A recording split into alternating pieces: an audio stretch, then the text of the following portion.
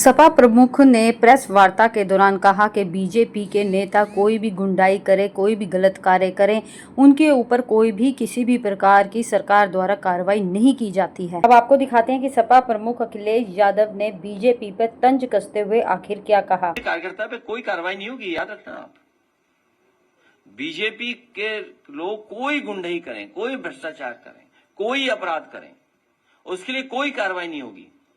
आपने बिजली बनाई नहीं, एटा में इतना बड़ा बिजली का कारखाना लग रहा था, समाजवादी सरकार में लगवाया, वो पूरा हो गया होता तो सस्ती बिजली मिलती। बिजली बनाई नहीं, ट्रांसमिशन ठीक नहीं किया, डिस्ट्रीब्यूशन ठीक नहीं किया, सबस्टेशन ठीक नहीं किए, तो यही तो होगा, जूता लिए घूमेंगे भारतीय जनता पार्टी के लोग। जब आपने बिजली ही नहीं बनाई, बिजली का इंतजाम नहीं किया और असुविधा है तो नाराजगी होगी।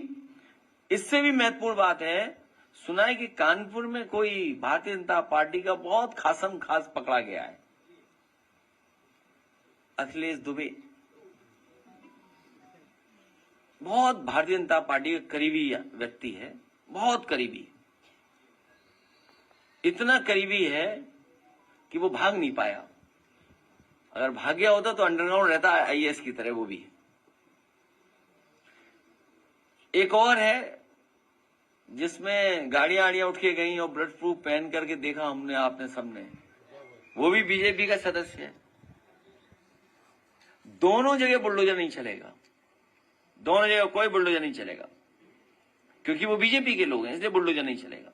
आप सरकारी जमीन कब्जा कर लो, सरकारी तालाब कब्जा कर लो, आप सरकार से कोई हेराफेरी कर लो, आप पर कोई बुलडोजर नहीं चलेगा। और हमारी एक बहन ने जो पूछा था अभी कि विधायक उनके साथ खतरा जान का, सुना सोशल मीडिया पे किसी ने लिखा था यादव बन करके, उसकी सच्चाई हम लोग नहीं जान पाए कौन है। सुना है वो भी बीजेपी का कार्यकर्ता निकला, जिसने गलत भाषा लिखी, गलत व्यवहार किया और क्या क्या नहीं लिखा, वो भी बीजेपी का ही कार्यकर्ता निकला।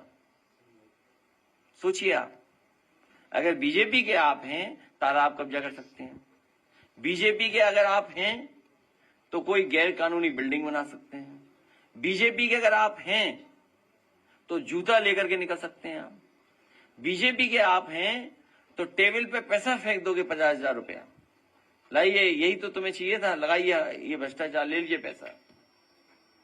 इसलिए बीजेपी आखिरी समय पे पता नहीं क्या क्या करेगी, इसलिए सावधान रहिए पूरे उत्तर प्रदेश के लोगों।